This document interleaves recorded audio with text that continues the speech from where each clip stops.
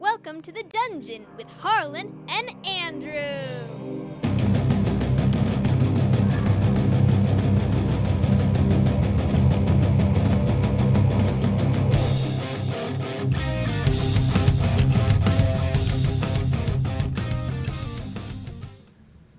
All right. Hi. Hello. Welcome to this week's episode of The Dungeon. I'm Harlan Kelly. I'm Andrew Orvedahl, and this is a podcast where we chat with game masters about running tabletop role-playing games.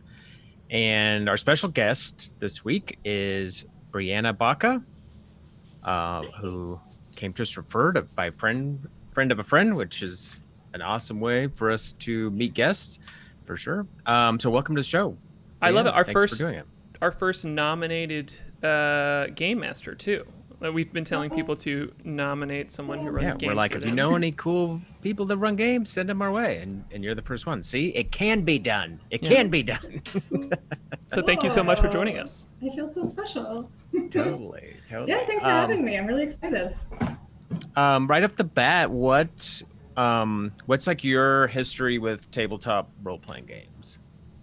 Yeah. So it doesn't go back too far, but it all started sort of about 10 years ago at college. About 10 years ago now, 2020. And my first game was a 3.5 D&D game that was sort of like homebrewed. The setting was Final Fantasy VI, but it was using 3.5 sort of mechanics. It was really neat. So that was like my first introduction with something very custom and weird.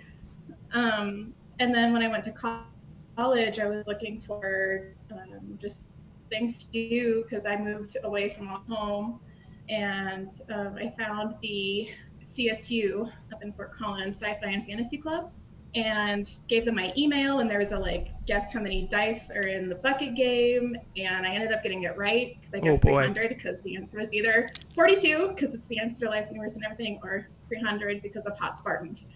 So it ended up being 300, and they wrote me in that way, gave me a gift card for coffee, and I've been addicted ever since. Nice. That's so fun. That's cool. Yeah. I feel like people talk about it being such a community building thing so often, but it's cool to hear a story of it where you're like, yeah, I'm going to go into this group of people that I don't really know and go do the thing that I like to do. So yeah, everyone's awesome. Really friendly too. They tried to rope me into 4 games right off the bat, things I've never even heard of. I've played probably over a dozen systems just being in that club alone. So I got a wide variety of different sorts of RPGs that are out there and that you could play. That's awesome. Nice. That just kind of blew my mind. I was like, oh yeah, you could play Dungeons and Dragons in Final Fantasy. Like, what? It worked really well. This whole time we could have. That's amazing.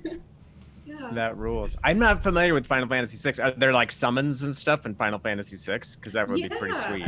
Yeah, I'm not too familiar with Final Fantasy either. I know the big ones, of course, what nerd doesn't, I guess. But 6 I wasn't really that familiar with. But they, the GM incorporated a lot of the Final Fantasy specific stuff. The thing that I remember the most is that you, aside from the different sorts of races that you could play, was the mage system. They had blue mages and red mages and white mages and all of that stuff that he incorporated over into D&D. I don't know how he did it because I was a baby nerd at that point, but it's just what I remember.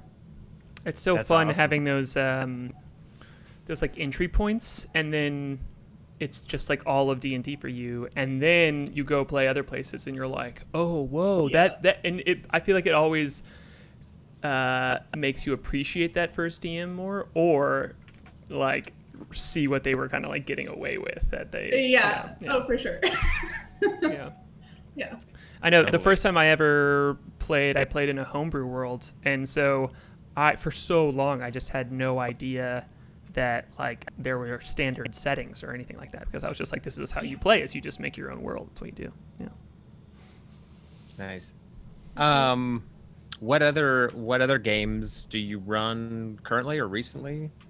Yeah, so my first venture into GMing or DMing is with World of Darkness, because that's probably what I've played the most, is New World of Darkness, or Chronicles of Darkness for the WoD nerds out there. I played New World and Chronicles.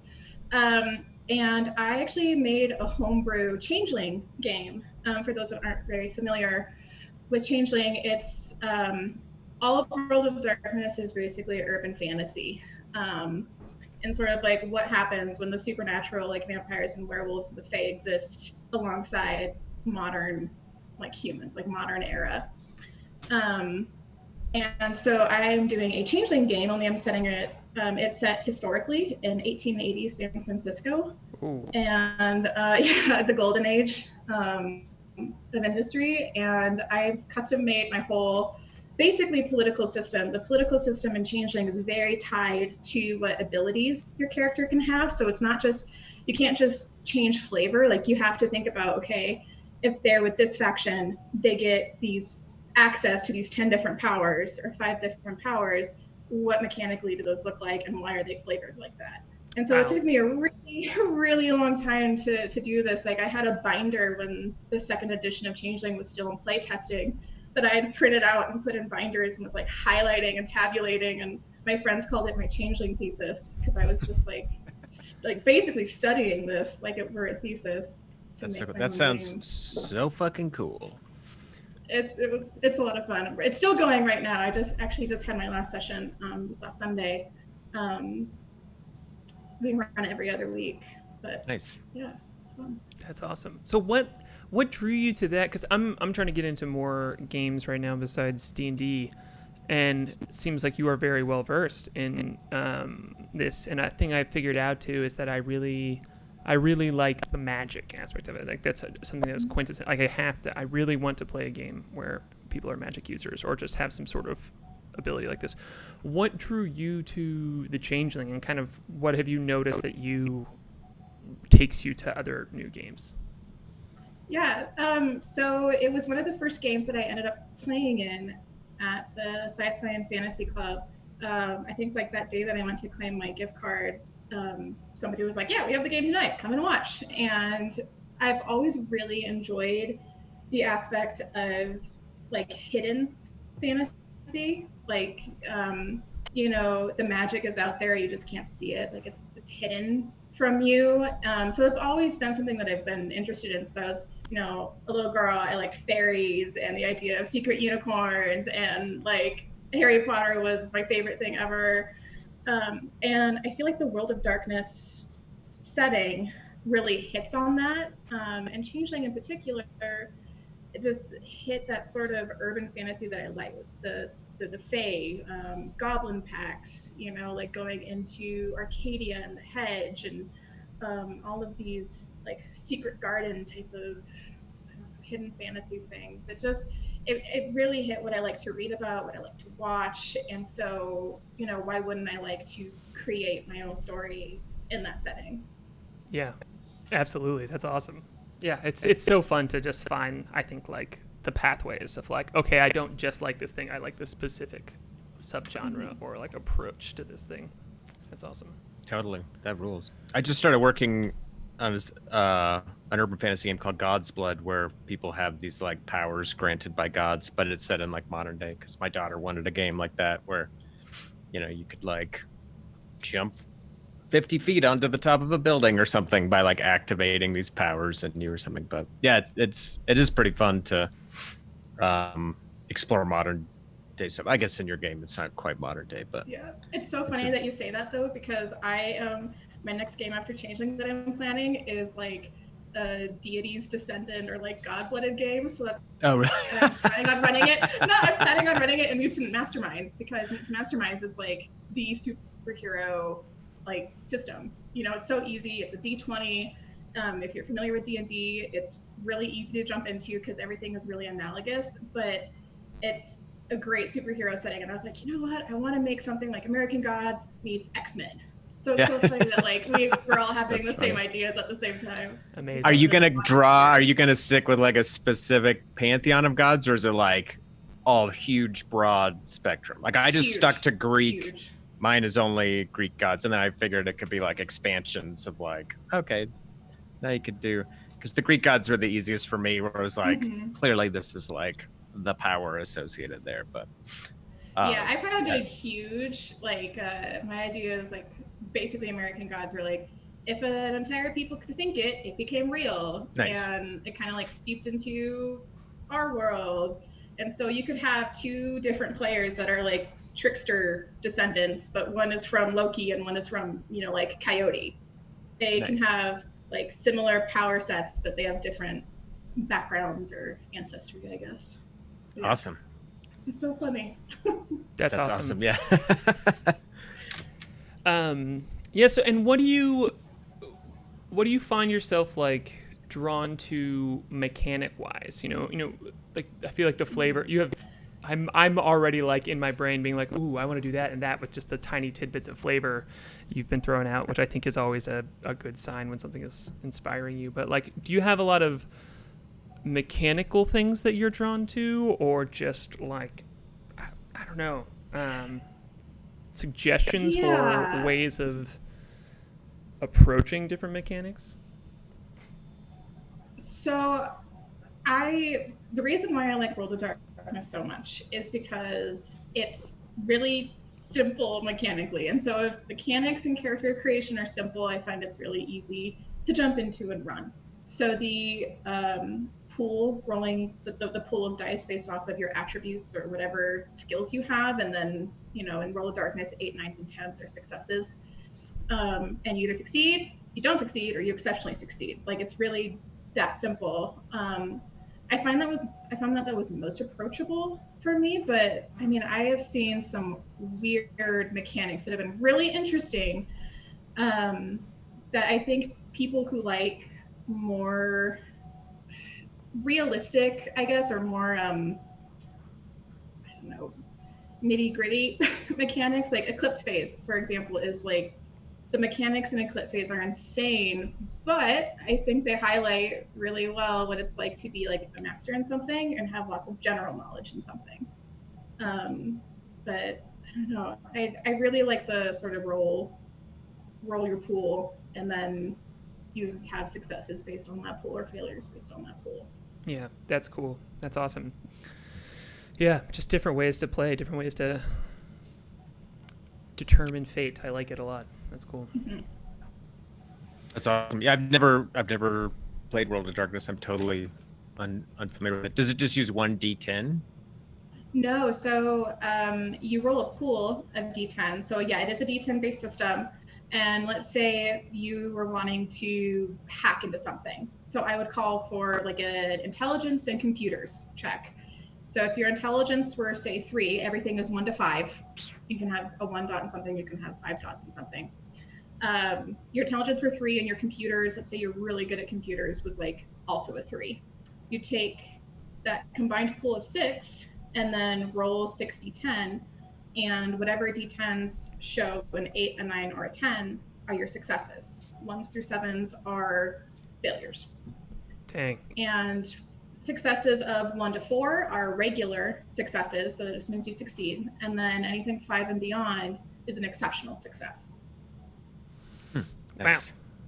It's that. That's okay. Cool. So I can't. I have not DM'd. I don't think many things besides like one-page RPGs besides D&D. Do you find that DMing is a different experience for you with these different games? Like, I know like prepping mechanical stuff and how you prep encounters and things like that are different, but like as far as the experience of running the game as a participant in the game, how do you find that varies? Yeah, so I would say the biggest, because I mean, there is a difference, right? Like, it's all fun, but the biggest difference that I've noticed, because this is my first game ever DMing, and it's been about 2 years now that this has been going, is that aside from just the work that has to go into it, I sort of miss like being a part of the intrigue. Like, instead of setting up the intrigue, being like having those surprises. And it's like, I'm surprised by my players all the time about what they do, but it's a much different feeling to be surprised by how someone is throwing the train off of the railroad tracks versus being the one turning that steering wheel and running the train off the railroad tracks, you know? So I kind of miss, I guess, adding that element of just figuring out, you know, the plot or the riddle or the mystery and having that reward versus being the one to craft it and being really happy when they figure it out and being like, okay, I did a good job. They figured it out. Everybody looks like they're having fun, but then you kind of miss out on the other side of it. I agree. I think I DM way more than I've DM'd way more than I played, and I also just like I'm currently not playing in any games, but I also just recognize that experience. Like, I love and always get surprised by like what happens in this story, but that little like aha moment of like figuring something out or like remembering a detail and putting something together is unique. But what would you say? It sounds like you played a number of systems, different systems. What's the most challenging system that you've tried, or like a system that maybe you tried and you're like, this isn't for me. I don't care for it. Let's see. I'm looking at my list of things that I played here. Definitely Eclipse. Yeah, I can't even. It took me a while to remember them all. Definitely Eclipse Phase. Eclipse Phase. The best way that I can describe it is if you're familiar with Altered Carbon. Oh yeah. It's basically like that, but in an RPG with a bit more of the campy-ish side of sci-fi thrown in. But you can be anything. You can die all the time. You just have to re-upload your stack into like a new sleeve, very much based off of that. But the character creation was so crunchy. It was ridiculous. It was a chore. And then playing the game is really weird because it's like a percentile, I guess. You have to roll above whatever like number you have in a skill, so you have like power points that you can spend in the skill, and then you have to roll a D percentile above or below. I can't really remember because I played it very little. Above or below what it is, and there's just more opportunity for failure if you're like a generalist or like almost succeeding, I guess. It wasn't really a great experience, but I only played it for like a few sessions, so maybe I just needed to like get more familiar and comfortable with it. But it was definitely really crunchy, but the setting was really cool. I just wish that the mechanics were a bit more approachable. Yeah, I guess some people love that. Some people want all that crunch. Do you very hard sci-fi? Yeah, for sure. What about if you were going to recommend a game for someone who's never played a tabletop role-playing game before? Do you have a recommendation of something to start with? D&D 5th Ed. It's the most approachable thing out there. I mean, on the other side of the spectrum from what we just talked about, 5th Ed is one of the most approachable systems for like newbies that I've ever run into. I mean, I watched some D&D streams that use it, and I'm playing in a Curse of Strahd game right now that my friend is running. And while I miss some of the like ridiculous customizations that you could do from like 3.5 and Pathfinder, 5th Ed just makes it so easy. Like you don't have to think about all of the hard mechanics all that much. You just have to have fun and like think of a character concept and say this, I want to make this, point to it in the book, and then you're good to go. Totally. That's fun. I love hearing that it's 5e. That's just because that's cool. Well, we have a couple questions in the chat. We got some good questions. We could do the roll table and then let's do some chat questions. Okay. Let's do it. A reminder, if you're live with us right now, you can throw some questions in the chat. We have 2 good ones, but if you have any more, throw them our way. Oh, the nat 1. Oh boy. Uh-oh. Did we replace the nat 1 from last time? We did it. We did it. It's the same one that it was last time. Okay, cool. Oh, no. Cool. All right. I know what this one is. I think. Let me check. Maybe I did replace it. I thought about it the other day. I was like sitting there thinking about it, but I didn't ever do it. So. No, I didn't. It's still what it was. Is. I couldn't think of any that. I couldn't think of another good one. All right. Well. All right. Let's do it. Let's just talk about Unless it again. you've got one on the fly, Harlan. I was trying to pull one out, and I couldn't do it. Okay. Then that one. What is the most embarrassing character voice you've ever tried to pull off? And also, can we hear it? That's the nat one question. So I'm really bad with accents and like voice impersonations, but being a DM, I have had to do some embarrassing, like you don't want to have the same voice every time. And so especially in Changeling, whenever there's like hobgoblins that they have to interact with, I take that as an opportunity to go just like, all out. And I don't know if anybody watches Critical Role, but Perkins was on there with a kobold character, and I basically impersonated Spurt's voice, where it was like, "Oh, well, you guys coming to the hedge now," just like really bad. But it was a hobgoblin, so it didn't need to be, I don't know, intelligible.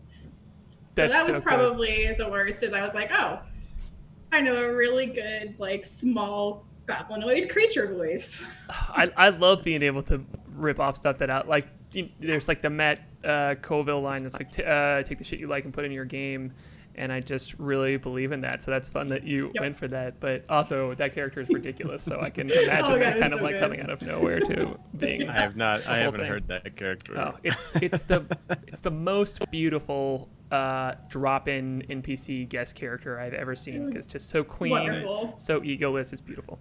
I've heard Matt Mercer's goblin voice, which is also amazing.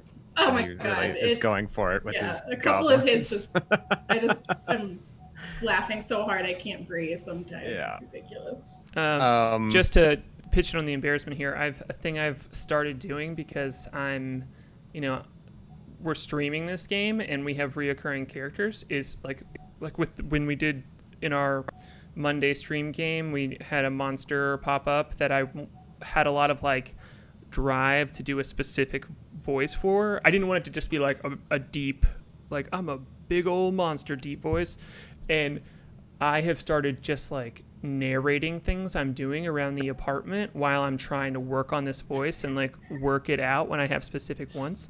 And my sweet and lovely partner has not just totally murdered me. Yeah, especially in COVID times. If it's just being us, like she's put up with it beautifully. And but yeah, and so the voice is an unsettling voice. Thank you.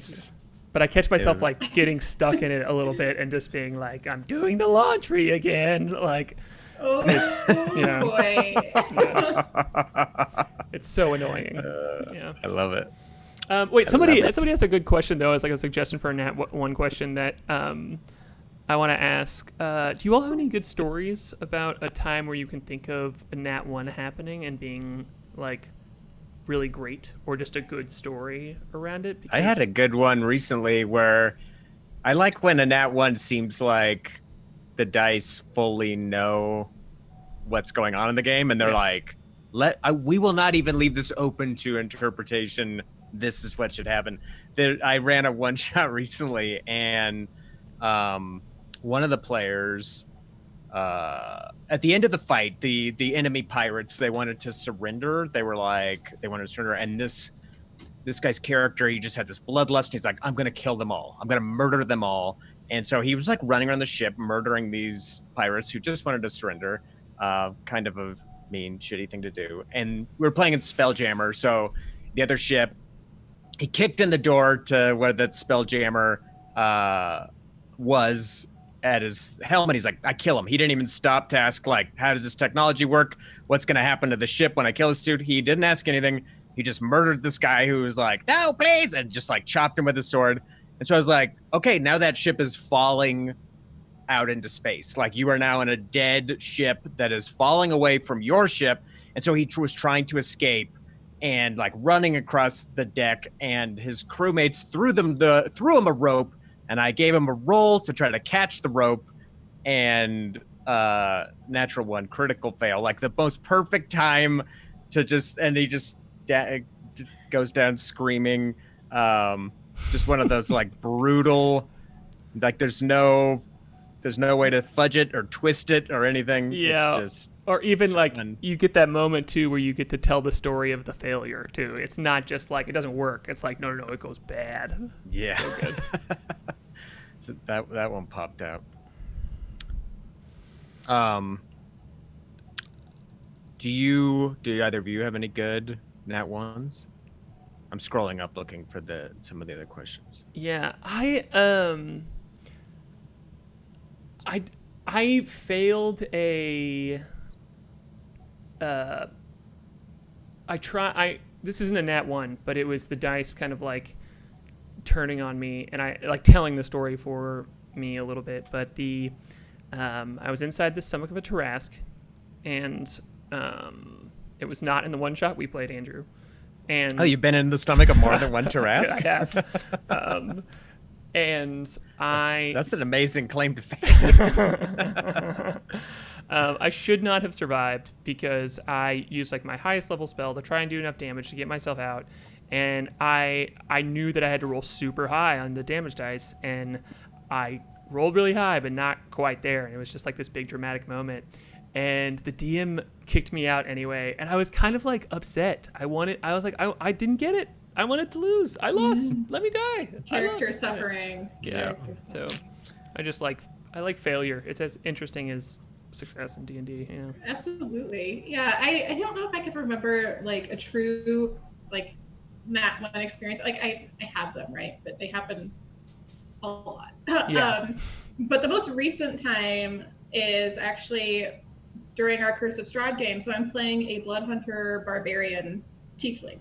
I call her the Beefling because she has 20 strength. And it was my first time getting to rage. So I just taken my first level of Barbarian, and this was our first combat. And I was like ready to go. I was like, yes, I'm ready to F shit up.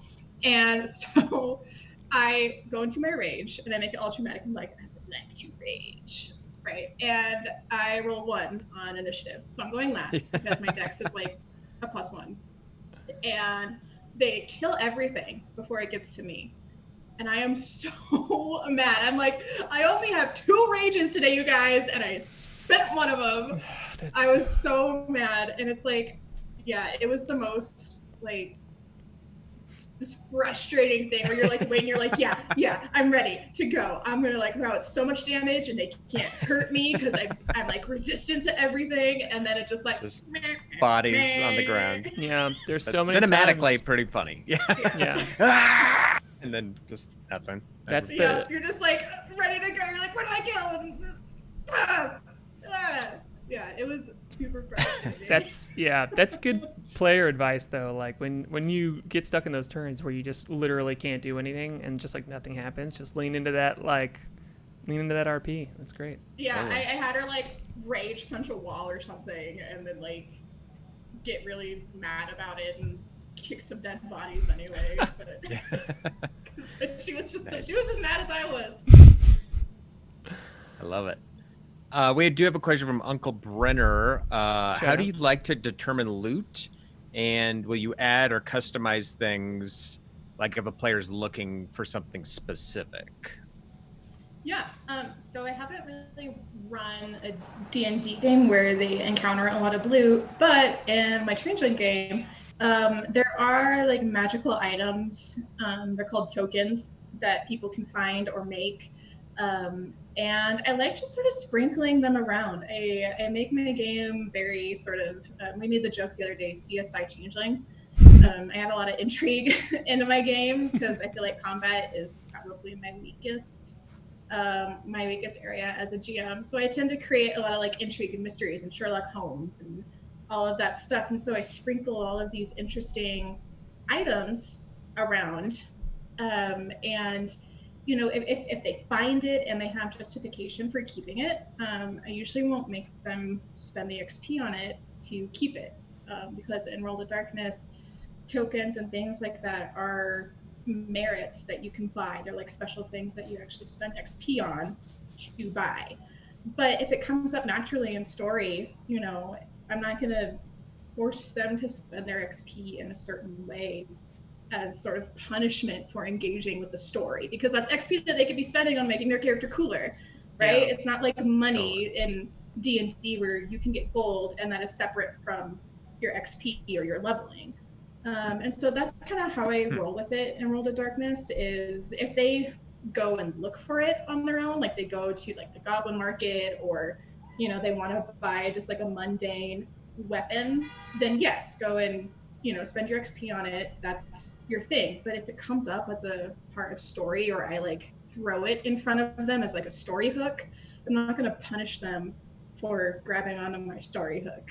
Yeah, that's Totally. great advice across games, is allowing players to have things they want and then just putting them behind a wall, or like making them not even putting them through their paces, but just letting it be the reward for good storytelling or good work inside of the game. That's awesome.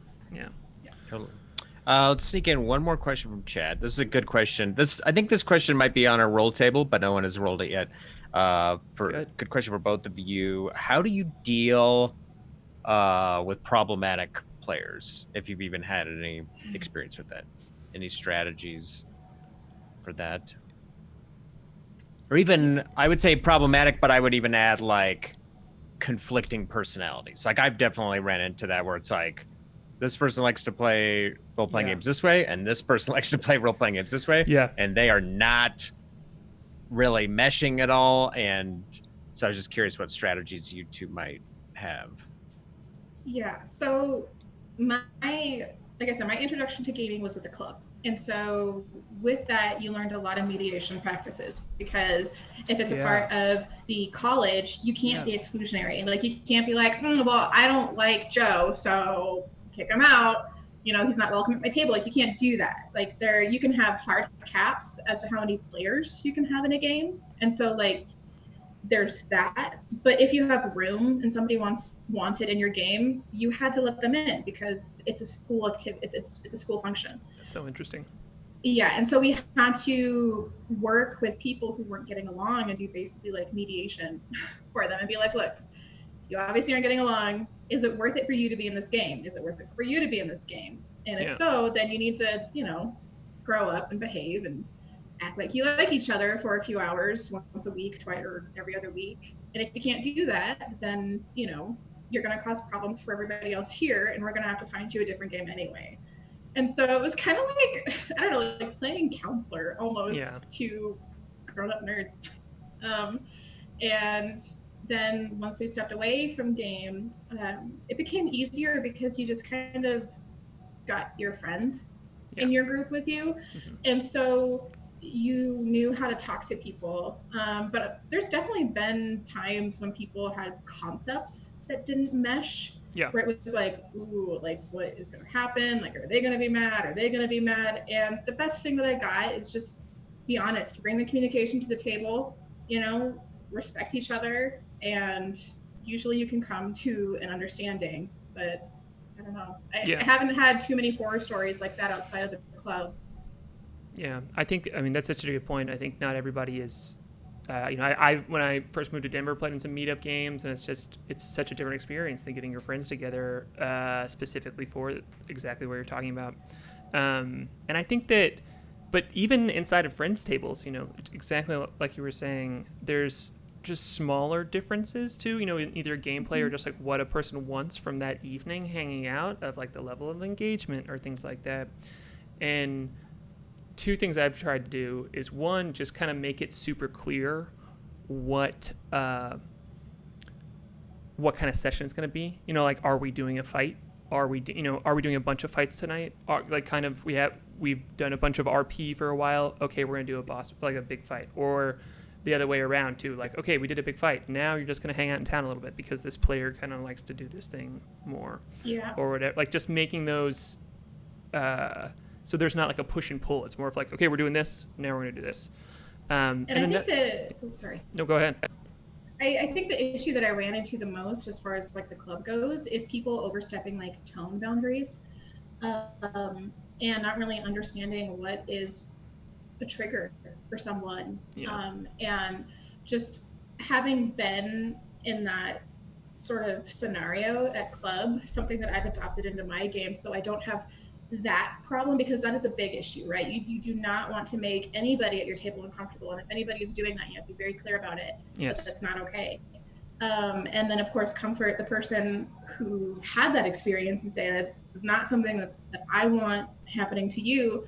And especially running World of Darkness, I mean, it's in the name. Yeah. It gets a little grim and dark. So I got lines and veils, which is basically like, these things are off the list. You do not touch them. You do not make it to the table. They can be a part of your backstory, but they're not going to have screen time. The camera's not going to focus on them at all. And then we have veils that are, they can come in, but we're not going to zoom in on them. They're not going to get excruciating detail. They can come to the table as far as story goes, but they're never going to be the focus. And I have found that has helped a whole lot with that issue. So just to dig in on the, because we talked a little bit about that before, but you're someone who actually runs that, and we're going a little past time here, but if it's okay, Right. I would like to. No, it's because I'm. No, it's good. Yeah. That's good. It's good. Cool. Unless you have to go somewhere. You're the Yeah. guest. Okay. That's truly what I was. Yeah. So, how do you? Are you the person setting those lines? And if so, what way do you communicate them to players? So I do this in session 0.